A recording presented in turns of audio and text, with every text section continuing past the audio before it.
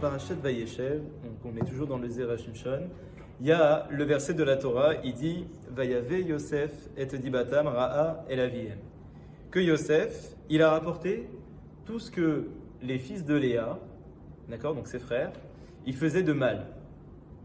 Rashi, il dit Kol ra'a shayaro be'echav ben Léa, tout mal qu'il voyait chez les fils de Léa, ayamagil d'Aviv. Il racontait à son père. Il disait, t'as vu papa, les fils de Léa, ils se comportent comme ci et comme ça. Shayu ochlin et verminachai. Et notamment, il y a 3 fautes sur lesquelles Yosef y mettait l'accent. Premièrement, Shayu ochlin et verminachai. Il disait que les fils de Léa, ils consommaient des animaux alors qu'ils étaient encore vivants. Et ça, c'est un interdit. Ou mezalzelin bivne ashfachot likrotan ravadim. Rashi dit aussi que les enfants de Léa, ils méprisaient les enfants des servantes, donc à savoir les enfants de Bilha qui sont Dan et Naphtali et les enfants de Zilpa qui sont Gad et Asher. Eh bien, les enfants de Léa, ils les méprisaient en disant que ce sont les fils des servantes, donc ils les appelaient des ravadim, des esclaves. Bon. Vachashudim ala rayot. Et de même, ils étaient soupçonnés d'actes de débauche. Voilà ce que Yosef il disait à son père sur les enfants de Léa. 3 faits. 1, ils consommaient du Ever Minachai, donc des animaux alors qu'ils sont encore vivants. Et nous, c'est pour ça qu'on doit faire la shrita, on doit attendre que la bête elle est vraiment morte avant d'en consommer.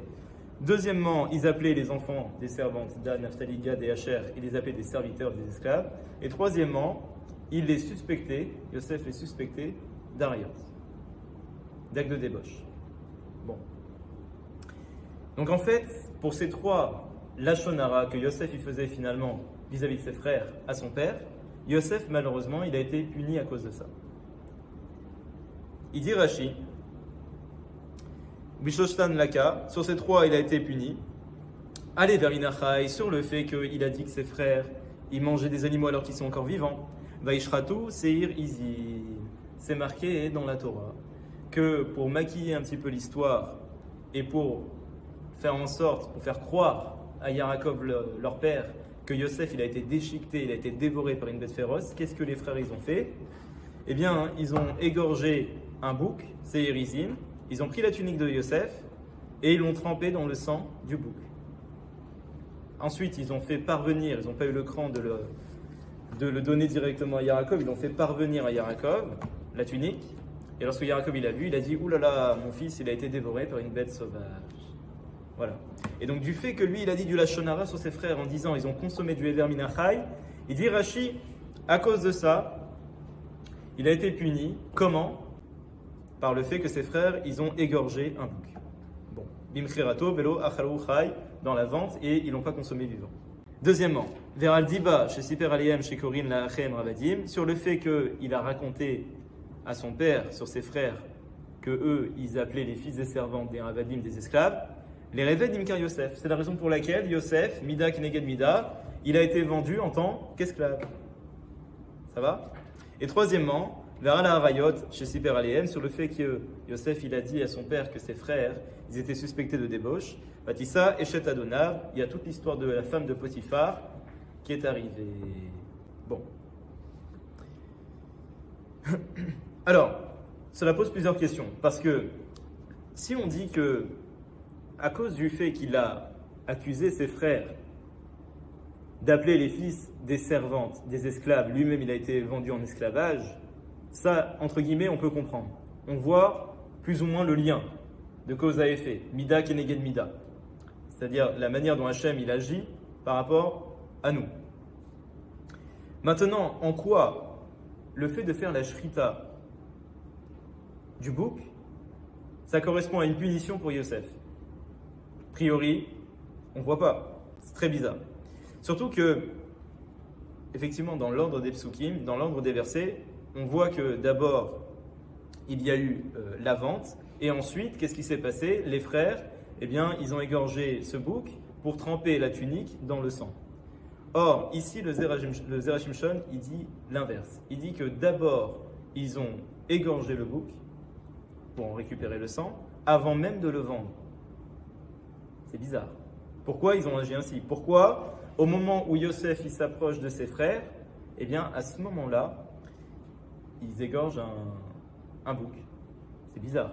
D'abord, ils attendent que la vente elle se fasse, puis ensuite, pour prouver, entre guillemets, que Yosef il a été dévoré, ils essaient de trouver une solution et donc ils trempent la tunique.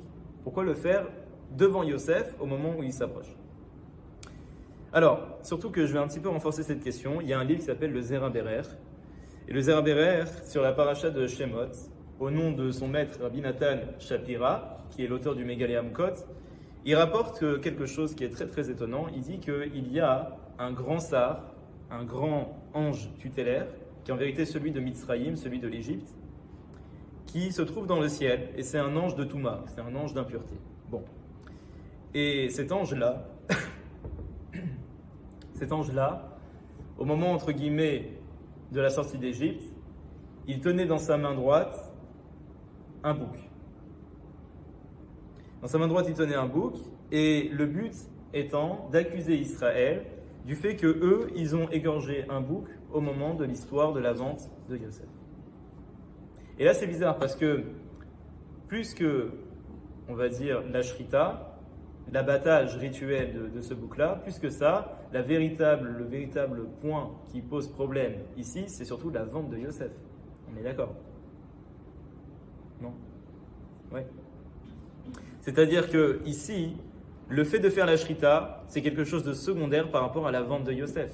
Comment se fait-il que le Sar, pour accuser Israël, au lieu, entre guillemets, d'amener sur la table l'histoire de la vente de Yosef, qu'est-ce qu'il fait à la place? Il ramène, eh bien, le fait qu'ils ont égorgé un bouc à ce moment-là. C'est bizarre, c'est étonnant. Tant qu'à faire, autant de parler de la vente de Yosef. Alors regardez, l'idée elle est simple. L'idée elle est que Yosef, en vérité, il s'enorgueillissait par rapport à ses frères du fait qu'il se disait sans lui, il est impossible pour les béné Israël de faire face à Esav. Parce que le Midrash il dit que Yosef correspond à Setano shel Esav, le Satan entre guillemets de Esav, c'est-à-dire l'opposant, le combattant, celui qui est capable de vaincre Esav. Qui a cette force? C'est uniquement Yosef, nous dit le Midrash. Et en vérité, Yosef, il avait un petit peu de l'orgueil vis-à-vis de cela, et on sait que Esav, il est appelé Saïr, parce que notamment à Kippour, qu'est-ce qu'on dit? On dit Venatan Otam al Rosh Saïr, que toutes les fautes que les béné Israël ils ont, Hachem, qu'est-ce qu'il va faire? Il va les prendre, il va les mettre sur la tête de Esav. Et là-bas, on dit al Rosh Saïr, sur la tête de Saïr, pour parler de Esav. Donc de là, on voit que Esav, il est dénommé Saïr. Mais en vérité, déjà, même dans la Torah, c'est marqué Hen Esav Achi Ish Saïr. C'est marqué que Esav, donc c'est Yaakov qui parle, mon frère, Ish Saïr, l'homme Saïr. Et donc en vérité, lorsque les frères, les Jvatim, les tribus, ils ont égorgé un bouc, ce qu'ils cherchaient à faire en vérité, c'était une manière pour eux de prouver, de signifier que eux, ils ont la force de combattre Esav. Et ce, même sans Yosef. C'est pour ça qu'ils font la shrita d'un bouc, le bouc représentant Esav, et ils font la shrita, c'est-à-dire l'abattage rituel, pour dire, nous on a la capacité de l'abattre. On a la capacité de le combattre et de le vaincre. Et comment? Au travers des mitzvot. Pas par les armes, pas par la force ou je ne sais quoi, au travers des mitzvot, parce que la shrita est une mitzvah. C'est une mitzvah lorsqu'on fait la shrita. Donc en fait, c'est pour ça que pour récupérer le sang, ils ne se sont pas contentés uniquement de tuer l'animal, ils ont fait l'abattage rituel. Pour dire que grâce à la mitzvah, ils ont la capacité de combattre et de vaincre Esav, et ce, même sans Yosef. C'était ça l'argumentation en fait des frères de Yosef. Ça va? Maintenant, le Rambam dans Moreh Nevuchim, ainsi que le Sefer HaChinuch, il nous donne le Taram, la raison de la mitzvah de ne pas consommer de Ever Minachai, c'est-à-dire de la mitzvah de ne pas consommer d'un animal vivant. Pourquoi? Parce qu'ils disent que si on agit comme ça, qu'est-ce qui va se produire? Eh bien, on va créer chez nous de la cruauté. De la cruauté. Oui, parce que si on mange un animal alors qu'il est encore en train de bouger, il n'est pas encore mort, ça va automatiquement, en agissant ainsi, on va développer en nous ce sentiment-là de cruauté.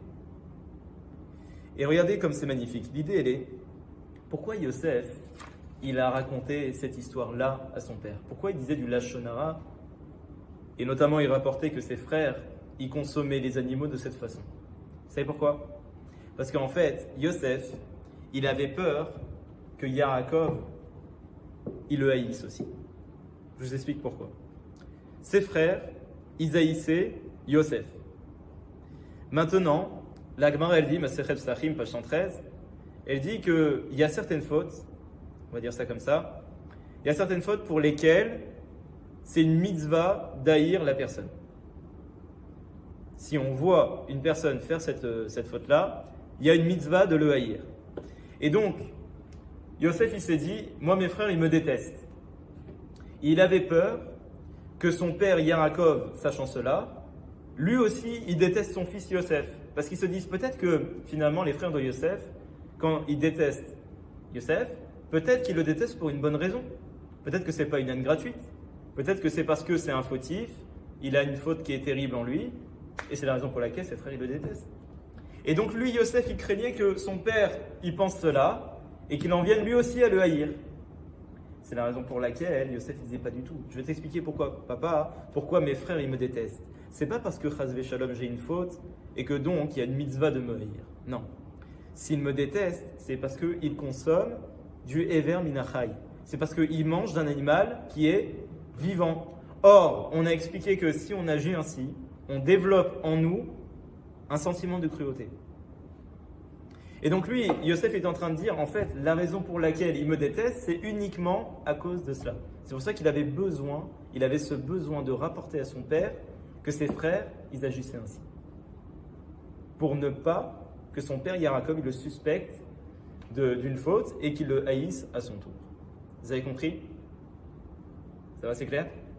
Magnifique. Maintenant, les frères, ils vont pas se laisser faire.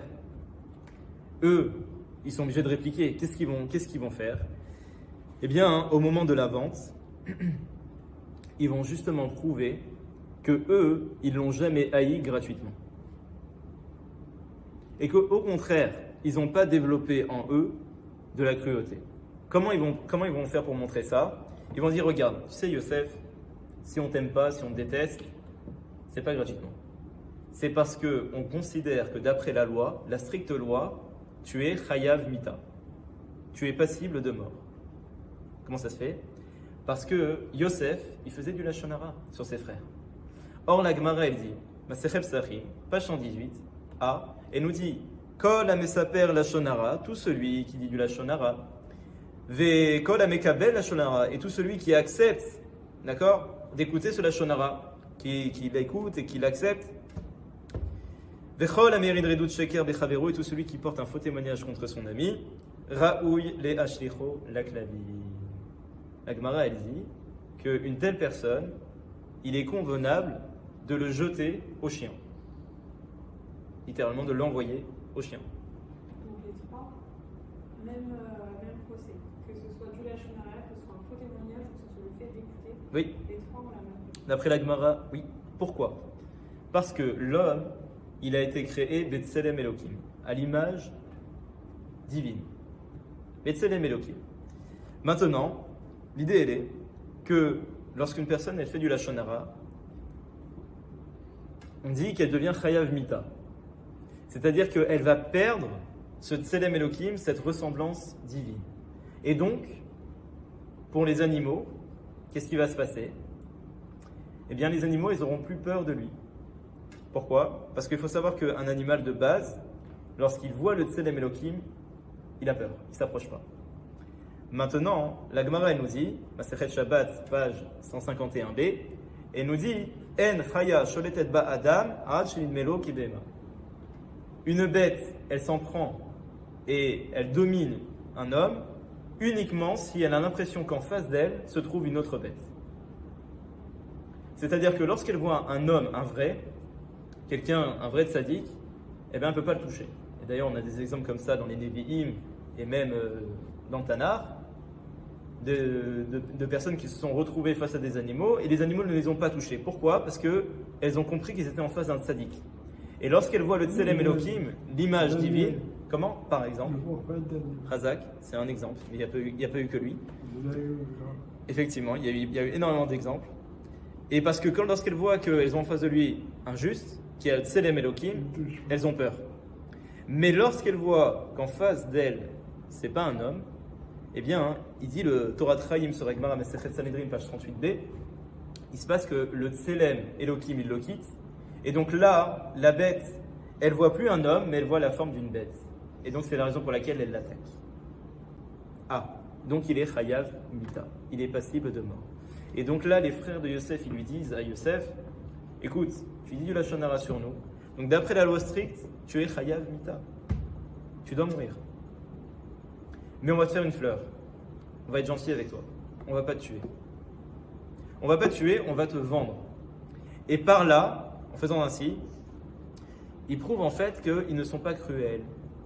Ils ne sont pas cruels, donc ça veut dire qu'ils ne sont pas tombés dans l'erreur de Ever Minachai. Parce que s'ils avaient consommé des animaux vivants, du Ever Minachai, eh bien, ils auraient développé en eux le sentiment de cruauté.